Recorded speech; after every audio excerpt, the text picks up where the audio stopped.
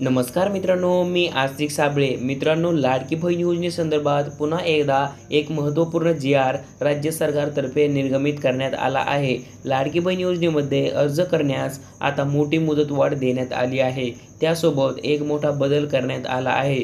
तेव्हा सविस्तर माहिती जाणून घेणार आहोत. व्हिडिओ शेवटपर्यंत पहा आणि चॅनलला सबस्क्राईब केला नसेल तर अवश्य सबस्क्राईब करा. तर चला व्हिडिओ सुरू करूया.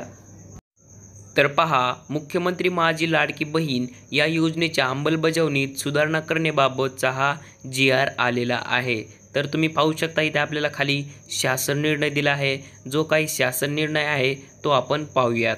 जो काही शासन निर्णय आहे, मुख्यमंत्री माझी लाडकी बहीण या योजनेअंतर्गत राज्यातील सर्व पात्र महिला लाभार्थ्यांना माहे सप्टेंबर 2024 मध्ये या योजनेअंतर्गत नोंदणी सुरू ठेवण्यास मान्यता देण्यात येत आहे.